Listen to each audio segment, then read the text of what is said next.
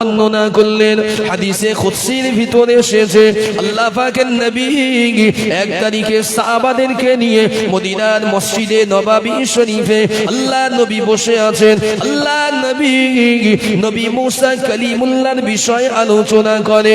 ও যুবকেরা, আল্লাহ পাকের নবী মুসা কালিমুল্লাহ আলাইহিমুস সালামের একজন উম্মত ছিল। আল্লাহ পাকের বড় শুকরগুজারি ছিল।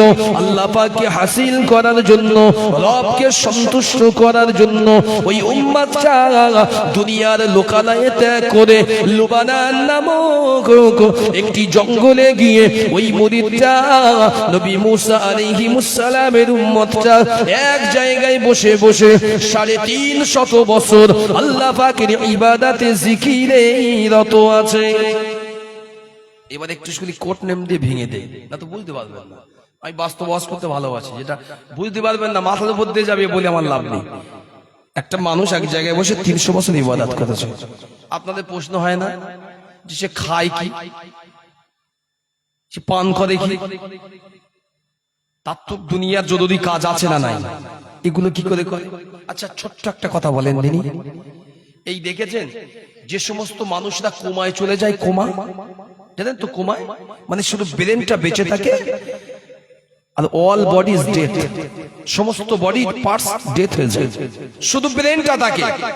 এই আমাদের সম্ভবত বসিরহাটের কোনো একজন ছেলে, এক বাপের এক সন্তান, বাইক দুর্ঘটনায় অ্যাক্সিডেন্টে কোমায় চলে গেল। পিজিতে তার ভর্তি করা হলো। বড় বড় সার্জন যারা ছিলেন, ডাক্তার সাহেবরা, তারা চেক করে বলল যে দেখেন এই ছেলে আর ফিরবে না। মানে সবকিছু ডেথ হয়েছে, শুধুমাত্র ব্রেনটা এখনো বেঁচে আছে। ব্রেনটা মানে একটু শুধু এই ব্রেন থেকেই যা কিছু হচ্ছে চলাচল, শরীরের কোনো অঙ্গ প্রত্যঙ্গই এর আর কোনো শব্দ নেই, সাড়া নেই, কোনো স্পন্দন নেই, একদম স্তব। তো এই ছেলে আর সম্ভব নয়, কোমায় চলে গিয়েছে। মনে রাখুন, কোমা হচ্ছে এমন একটা জিনিস যেটা মানুষের শুধু বাঁচিয়ে রাখার জন্য একটুখানি চলে হবে। মনে রাখুন, আমার আল্লাহ চাইলে বান্দাকে যে কোনো জায়গায়, যে কোনো হালে আমার আল্লাহ তার বান্দাকে সৃষ্টিজীবকে বাঁচিয়ে রাখতে পারেন। যদি বলেন সুবহানাল্লাহ।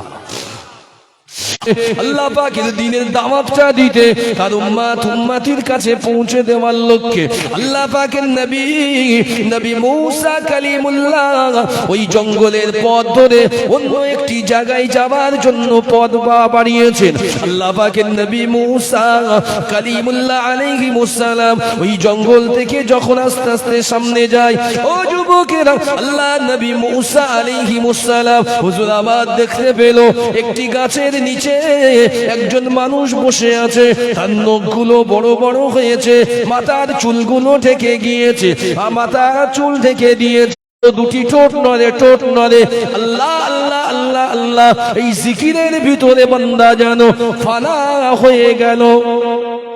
আল্লাহ নবী মুসা আলাইহিমুস সালামকে আমার আল্লাহ নবী মুসার কাছে পাঠিয়ে দিলেন। আল্লাহ পাকের ফেরেশতা নবী মুসার কাছে এসে সালাম জানালেন, আসসালামু আলাইকা মুসা কালিমুল্লাহ। ও আল্লাহ পাকের বন্ধু মুসা, আল্লাহ পাক জানিয়েছেন এই বান্দাটা হলো তোমার উম্মতের ভিতরে একজন, তুমি নবী হয়ে আসবে।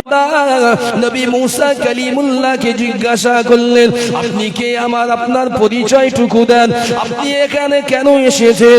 আমি আজকে 350 বছর এই জায়গায় বসে বসে মহান রব্বুল আলামিনের খুশিতে ব্যস্ত আছি। এই 350 বছর তোমার ইবাদতে রত। মানুষকে চেনা যায় না, চুল 1 হাত বড়, দাড়িগুলো বুক সমান চলে গিয়েছে,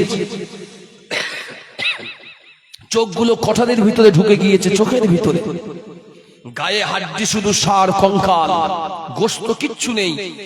দুনিয়ায় কোনো ফিকার নেই, শুধু আল্লাহ। বলেন সুবহানাল্লাহ। এটা হচ্ছে নিয়ম। মানুষ যখন ধ্যানে বসে, ইবাদতে বসে, ধ্যান করার মতো ধ্যান হলে ওর শুধু বডিটাই এই জমিনে থাকবে, ওলা আরো বাকিটা সবকিছু ওর রবের কাছে জমা দেবে। মানে টিভিতে, ফোনে, ইন্টারনেটে, সিনেমা দেখে আপনি পড়লে শুনলে তবেই তো আপনার জ্ঞানের জ্যোতি বাড়বে। টেক্সট যদি না পড়েন সারা জীবন এই মোবাইলটা ঘেঁটলেন, আপনার রাদিয়াল্লাহু তাআলা আনহু আসরের নামাজের ওয়াক্ত চলে যাচ্ছিল বলে যুদ্ধের ময়দানে দাঁড়িয়ে সূর্যের দিকে আঙ্গুল ইশারা করে বলেছিলেন, এই সূর্য থেমে যা, নামাজের সময় চলে যাচ্ছে, একটু সময় দে, সুযোগ দে, ও যেখানে আছিস থেমে যা, নামাজটা আদায় করি তবে তুই অস্ত যাবি। হযরত আলী হুজুর আঙ্গুল ইশারা করলেন, সূর্য সেখানেই দাঁড়িয়ে গেল। যদি বলেন এর চাইতে বড় হ্যাকার আছে পৃথিবীতে? যন্ত্র দিয়ে যন্ত্র হ্যাকার হয়ে তার গলায় ফুলের মালা পাঠাচ্ছেন। আর যে ব্যক্তিটা আল্লাহর হয়ে আল্লাহর কথা অনুযায়ী ঈমানের পাওয়ার দেখে আমল দেখে সূর্যের মতো সৃষ্টির একটা এত বড় সিস্টেম ক্ষমতা থাকে, বিনা যন্ত্রে হ্যাক করে দেখান, তবে বলবো আপনি ইন্টেলিজেন্ট। ছাত্র তো তাদেরকে বলা হয় যারা নাকি শিক্ষকের ক্লাসে বসে রীতিমতো শিক্ষকের প্রত্যেকটা ওয়ার্ড বাই ওয়ার্ড সুন্দর করে শোনে, বোঝে, পরবর্তীকালে সেটা জীবনে আঙ্গিকে গড়ার জন্য নিজের জীবনে নিয়ে আসে। ছাত্র তো তারা অরিজিনাল ভালো হয় না, যারা ওই যেতে হয় যায় ব্যাগ নিয়ে আর ফিরে আসে, পরীক্ষার সময় এর একটু দেখে ও সত্য, খারাপ ভাবে না যাই ভাবে চিরন্তন সত্য। দেখুন এটা কিন্তু এখন বর্তমান যুগে সোশ্যাল মিডিয়ায় ভাইরাল, বলে ভোট নেওয়ার সময় পাড়ার মোস্তান নেতারা সাথে করে নিয়ে আসে। আজকের এসআইআর ফর্ম দিয়েছে, ফিল আপ করতে বলে গ্রামের গরিব গুণ শিক্ষিত যুবকদের ডাকছে, এদিকে আসি একটু ফর্মটা ফিল আপ করে দে, তোর মতন ভালো ছেলে এই গ্রামে একটাও নেই। এত ব্রিলিয়ান্ট ইন্টেলিজেন্ট ছেলে তানকে বাপের কাছে ফিরে আসতে হচ্ছে, আব্বা 2002 সালে ভোটার লিস্টে নাম আছে তো এটা দাও দিন, হচ্ছে না। এ নিয়ে আসছে কে? আল্লাহ। আপনি হয়তো জানেন না, আমি যে আপনাকে পূর্ণ বয়ান করি না অনেক সময় লাগবে, আর এটার একটু প্রয়োজন বলে আমি একটু আলাদা বোঝাচ্ছি, রাগ করবেন না। মনে রাখুন আল্লাহ রাসূল বলেছে, আপনি যখন আপনার ধর্ম থেকে চ্যুত হবেন, আল্লাহর হুকুমকে বুড়ো আঙুল দেখাবেন, আল্লাহ পাকের হুকুম মানবেন না। নবী মুসা আলাইহিস সালাম উম্মতকে ডাক দিলেন, বাবা কত বছর বসে আছো আল্লাহর সাধনায়? হুজুর আমি 350 বছর। কিসের জন্য? তোমার জীবনে কিছু আশা আছে? তো আমার জীবনে 3টি আশা আছে। এটা যে কি? এই জামানায় নাকি আল্লাহ পাক একজন নবীকে পাঠাবেন, নাম হবে নবী মুসা কালিমুল্লাহ। আমি সেই নবীর হাতে হাত দিয়ে ঈমানের কলমা পড়ে সেই নবীর উম্মতে বায়াত বল।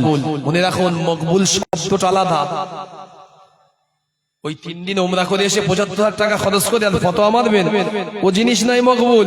মকবুল হজ মানে কবুলিয়াত হজ।